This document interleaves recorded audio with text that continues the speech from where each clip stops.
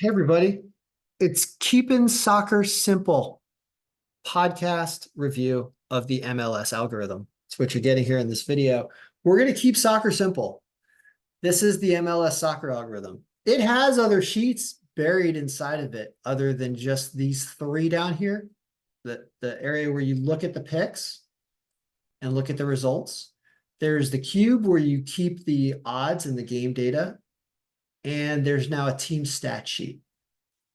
And that's all you need to do now. We're not keeping track of player stats at all, even though those sheets are still in here. If you want to, we're not going to do it. We're only using team stats because we're keeping it simple.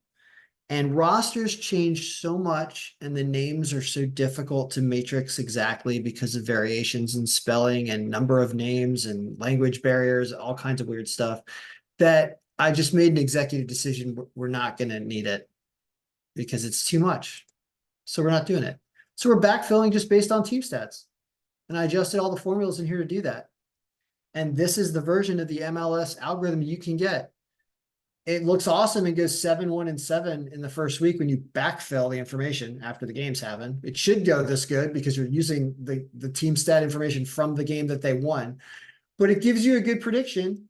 And so that's where we start. I mean, it's not cheating. We're trying to kind of draw a regression line when it comes to these scores and be on it and get very close to what the score was supposed to be in our prediction. And hopefully that will pan out also for the future games under the same logic, if the team is playing as strong as they have played.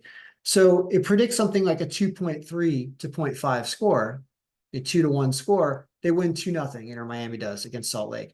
This is not how it looked when we were using last year's stats. And I did a video about the predictions for week one. It was completely different.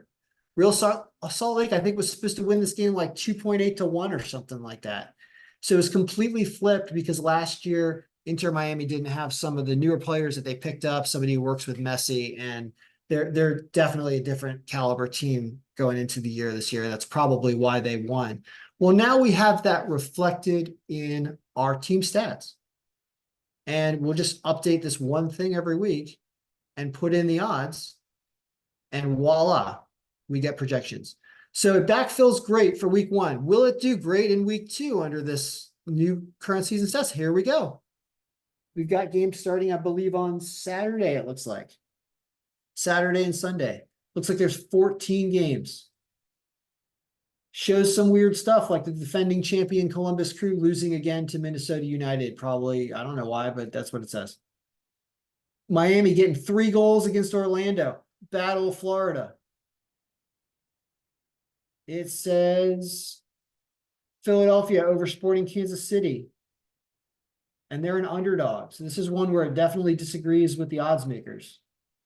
Let's look at that and we'll start to judge it on that, because one of the great things about utilizing the algorithm early in the season is you get a true numerical representation of the score based on the super limited, 1 or 2 games that the team has played, but maybe a team is a lot better this year and you don't find out until they start playing some games. So you overweight this very limited set of stats that you have, and it oftentimes disagrees with the odds makers for whatever reason. One team, teams have changed their caliber of strength, and nobody knows yet.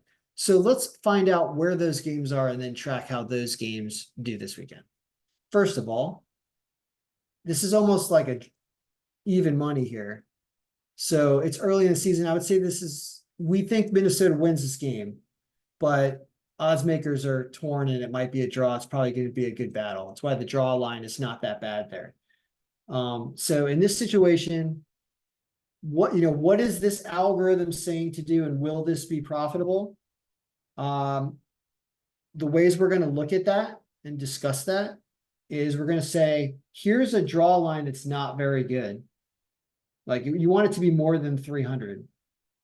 It does not say this game is going to be a draw. It says Minnesota actually wins, but Columbus is the defending champion and you're a game in here. You'd really want to see a big underdog line for Minnesota to make it worth your while. And -110 is not a very good line because everyone's expecting the draw here.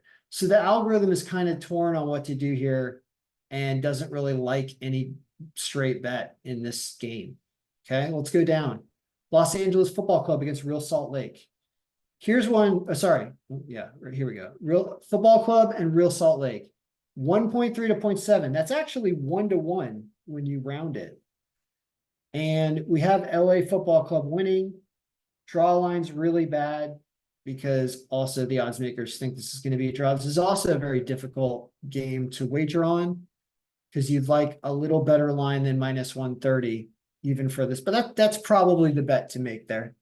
It's either a draw or they win, most likely, based on the stats. But not a great pick. It's not really an underdog yet. Orlando getting crushed by Inter Miami. So there, yeah, like the line's bad, but this is the win bet's only minus 150. You can see these lines are terrible. They're red. That's bad. There were some of the worst lines on here, but it really thinks they're going to win. And so minus 320 here, the odds of them not at least drawing in this game are very slim according to the algorithm. So this is kind of one of those that it does probably win more than 3 out of 4 times that you need it to wins or pushes 3 out of 4 times. So that's okay, but the line's terrible. So I don't want to say it's a great pick because it's not. Because the line's so bad. Charlotte and Vancouver. Vancouver is playing their first game of the season, so I wouldn't trust this because we actually have nothing on them. I remember seeing that in here. So because they haven't played yet, I'm not even going to worry about that game. We don't have enough information. Montreal against Dallas. So here's one where Dallas is favored really heavily and Montreal does not have a lot going for them. Games in Montreal. I mean, they probably win, but the line is bad. So it's agreeing with the odds makers. It's no real big underdog picks yet. Philadelphia and Kansas City. As I say that, there's your first underdog pick. So this is a definite yes out of the algorithm. Saying money line draw push bet for the Philadelphia Union. They're supposed to win 2-0 and they're plus 145 there. Means you get your money back if they tie and you get plus 145 back if they win the game. So the algorithm is definitely saying that one. That's the number 1 pick on the list so far. Next one. Once again, Chicago Fire as a favorite, though. Not a lot of stuff to do here. Supposed to win 2-1, but the line's still not great, and it's just not great. New York City versus St. Louis City. Draw line is bad. St. Louis is slightly favored, and they're slightly favored. Not really much to bet there. Red Bulls and Houston Dynamo. Houston is favored, but not outscored. Draw line, not very good. It's not a lot to bet there. Nashville versus Colorado. Here's Colorado to win almost 2-0. It's a pretty big disparity and not giving credit for Nashville having any offense. Nashville probably had a 0-0 draw in their first game, I bet. That minus 125 is not that bad actually for this comparison, because Nashville is apparently not going to have enough to score to even beat them anyway, so that's not a bad bet. LA Galaxy against the Earthquakes. Galaxy as an underdog. Okay, this is another underdog. Supposed to win by a goal, 2-1 barely, but might be a 1-1 type draw also, potentially. This draw line is really good at 300 or better, I would have to say. This is almost saying it's a draw, but not quite. And I know San Jose was weird, and they lost, I believe, in the first week, and the algorithm also liked them in the first week. So for some reason, they're supposed to be better than they are right now. I mean, the Galaxy plus 165, it has to be on the list because there's a 1 goal difference. So I'll stay away from the draw picks, but that's also not a bad pick. But you can see that the plus 160, you can almost do both of these in a weird way, because if you hit one of the 2 of these, the game ends in a draw. If the game ends in a draw, you win 3-1 on your money. And if the Galaxy win, you still win 65% of your original bet, or about 37% if you make an even bet on both of these. Meaning if you put $100 on the Galaxy to have this money line draw no pushes bet, you do that, and then you also do 100 on the draw. Even if they win, say they win the game 2-1, then you get back 165 you won, and it covers the 100 you bet over here. You win 65 in total. So you wager 200 and you win 65, which is about 37.50. Right? No, 32.50. You win 32% is what you end up winning. So that two combination there is actually really good, because if you win the draw, you end up getting 300, subtract the 100 out you bet on this bet here, and you win 2-1 in money, or you win $200 on $200 wagered, or 100%. So if you catch the draw, you make 100% on this game. And if you catch the Galaxy winning, you get 32%. And if San Jose wins outright, you lose $200, basically, or 200% of your initial unit wager. So I don't know. When I see both of these lines together, I think that's possible. Does that exist in the other game that we have as an underdog, which is the Union? No, it doesn't. You can see that this one, the odds makers think there's more chance of a draw in this game. So that's why just this pick is better in the Philadelphia Union game, but both of them apparently in the Galaxy game. Then DC United at home on the 2nd. They'll be playing at home in town. They're an underdog, and the algorithm says they're going to win. Well, that sounds like fun. So even though this game might end up in a draw, the United apparently can beat Portland. So that's on the list. There's an underdog. Here's a really low scoring game that the odds makers don't think should be. And the draw line is really high up. And we have a game that is barely won by the underdog in Austin FC. Potential to do both of these wagers as well, given that you either hit Austin winning or a draw, and you make 100% on your money. If you bet 100 here and 100 here, and you win one of them, you end up with $400-ish after wagering 200, and you make 100%. So I see possibilities for this in soccer based on projections out of the algorithm. We'll find out how well they actually work. You don't have the situation down here. You have it wanting the Revolution to win 2-0, and